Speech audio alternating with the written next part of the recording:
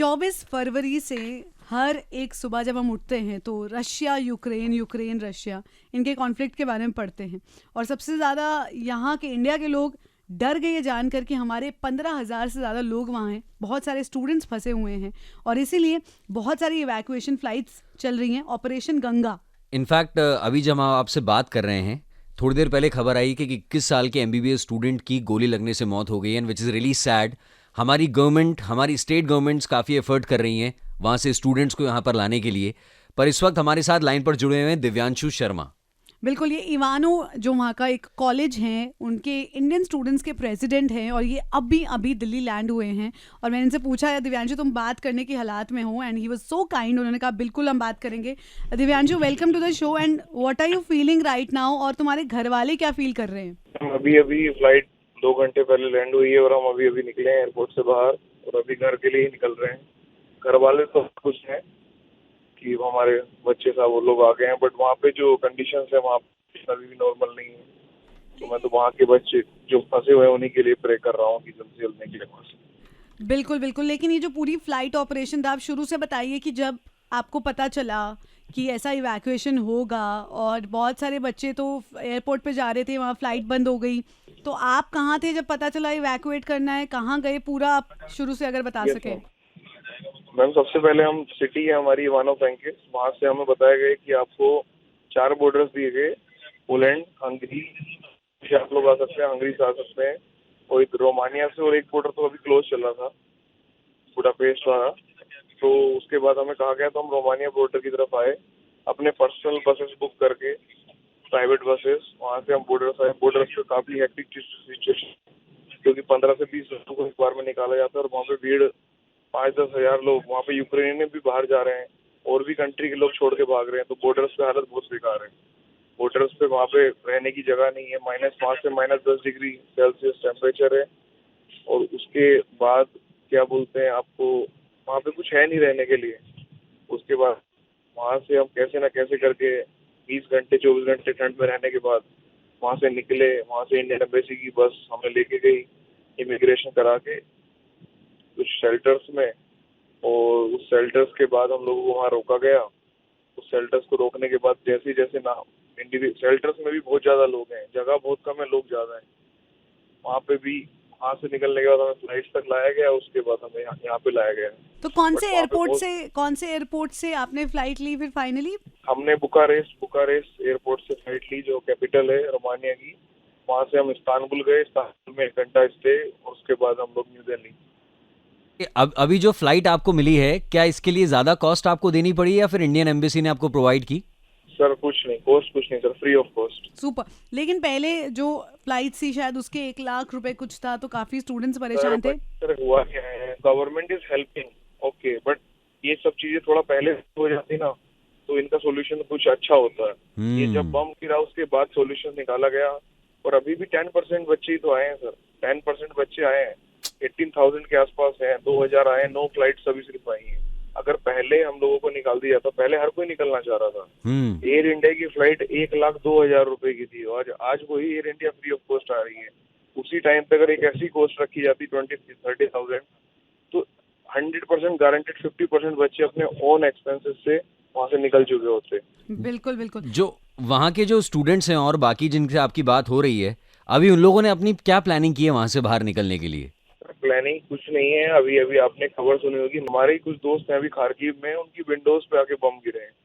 तो कंडीशन तो ऐसी है कि लोग भाग नहीं पा रहे हैं वहाँ से, कैसे निकले। अभी यूक्रेन गवर्नमेंट इतना सब कुछ होने के बाद भी उनके देश पे इतना बीत रहा है, उसके वो लोग बेचारे हमारे लिए कर्फ्यू हटा दिए, हमारे लिए स्पेशल ट्रेन चला दी हम लोगों ने। तो ये सब पॉजिटिव है उनकी तरफ से, वो भी बेचारे हेल्प करना चाह रहे हैं, बट उनका देश भी खतरे में है तो इतना हेल्प नहीं कर पाएंगे।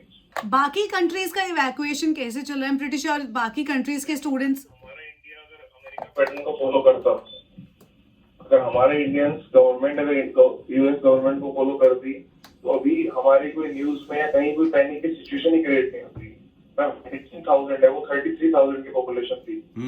मैम जो हमारी रोज गाइडलाइंस आती थी एम्बेसी की तरफ से, उसमें कोई डर ही नहीं था। हमें लगा कि चलो ठीक है, हमारे कनेक्शन रशिया के अच्छे हैं, हमारी गवर्नमेंट को ज्यादा पता होगा, अभी इतनी पैनिक सिचुएशन है ही नहीं। यूएस गवर्नमेंट रोज बोलती please leave this country, please leave this country. हमारा जब बम गिरा तब थोड़ा मीडिया में आया, मीडिया ने फोकस किया इधर, तो फिर वो ध्यान दिया। नहीं यार देखो, सैडली अभी सबसे पहले तो जान है तो जहान है, तो अपनी जान बचाना सबसे ज़्यादा ज़रूरी था। लेकिन एट द सेम टाइम अब आप लोगों के जो, आप लोगों ने काफ़ी सारी फीस वहाँ पे भरी है, अब आप लोगों का फ्यूचर भी आपके कोर्सेज पे डिपेंड करता है। उस बारे में क्या कोई बात हुई है अभी तक, या फिलहाल अभी उस टॉपिक को छुआ ही नहीं गया है? किसी भी तरह का इंटरेक्शन पुलिस के साथ बंद है।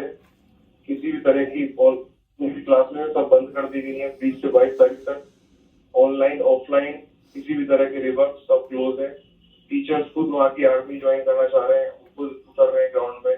तो अभी यूनिवर्सिटी डिग्री का भी नहीं पता किस तरफ जाएगी, क्या होगा क्या नहीं होगा। ये तो बहुत बात की चीज है अभी सब। जो इवैक्यूएशन प्लान था, कुछ फर्क था या सबने लास्ट मोमेंट पे ही शुरू किया इवैक्यूएशन अपने सिटीजन्स का?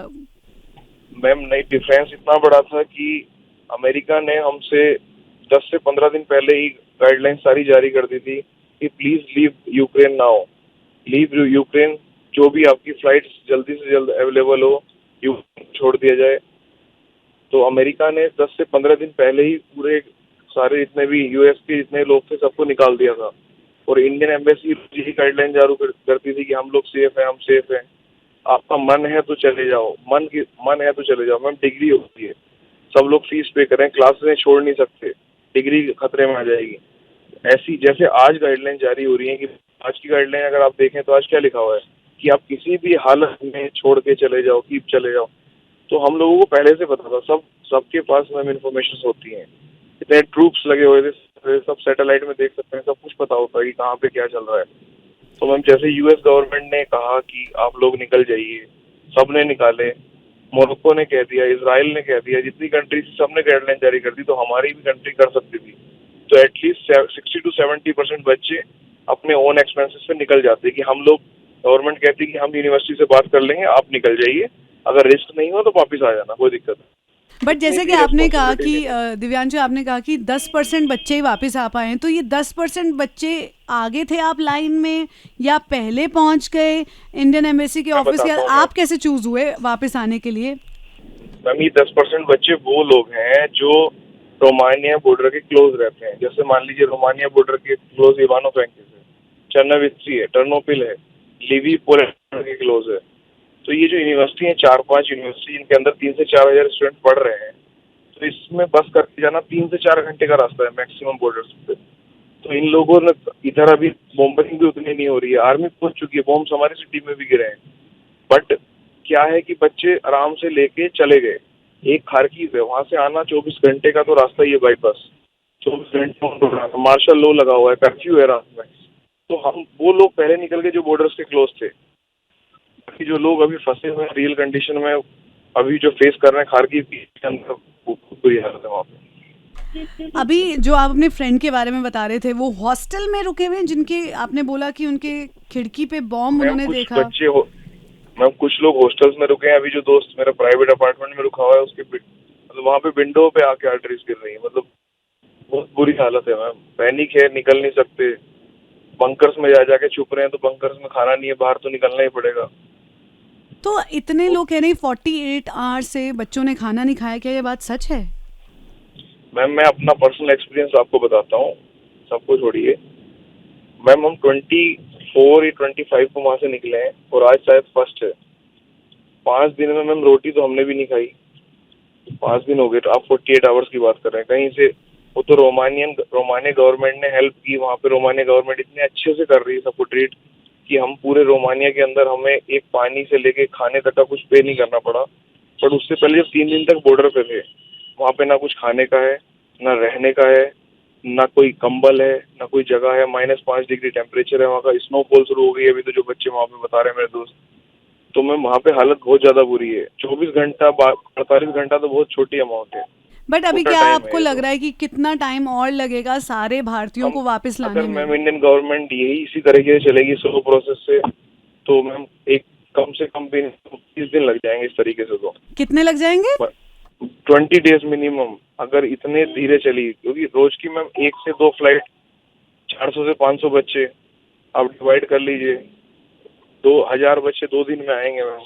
बट वहाँ पे उस शहर में जब आप रह रहे थे, मतलब जी। आई डोंट थिंक सो हमने कभी लाइफ में एक्सपीरियंस किया है, और क्या फील मैं थी और बताता हूँ मैम। क्या फील थी क्या वहाँ पे?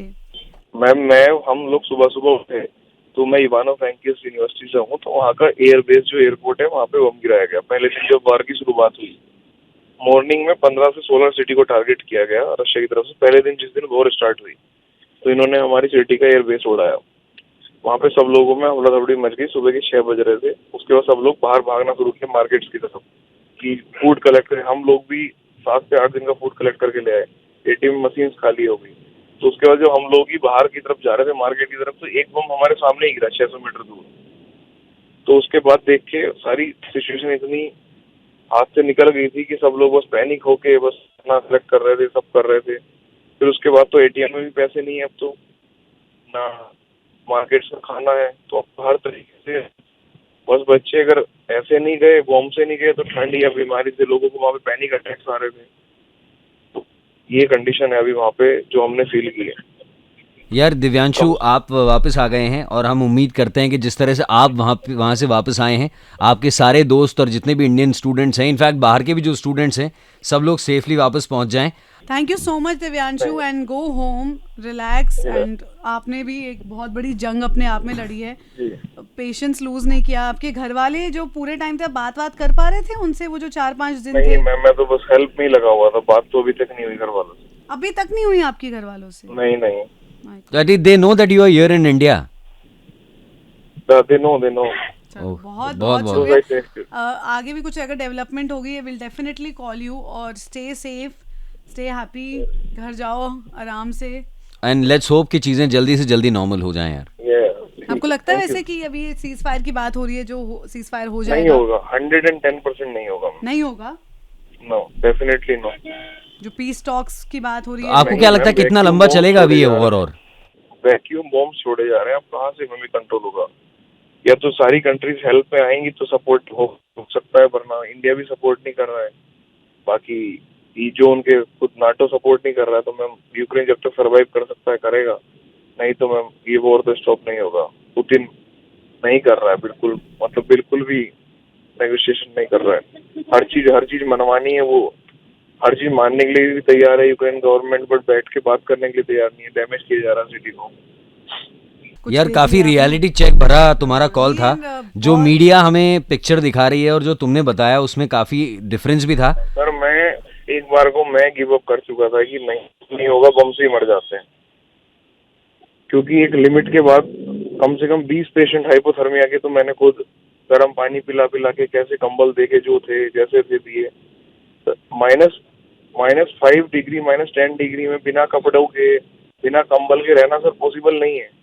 ठीक है, मजबूरी है, रह रहे हैं जान बचाने के लिए, बट एक लिमिट के बाद लड़कियां नहीं कर पाती सर, लड़कियों को उससे नहीं हो पाता है।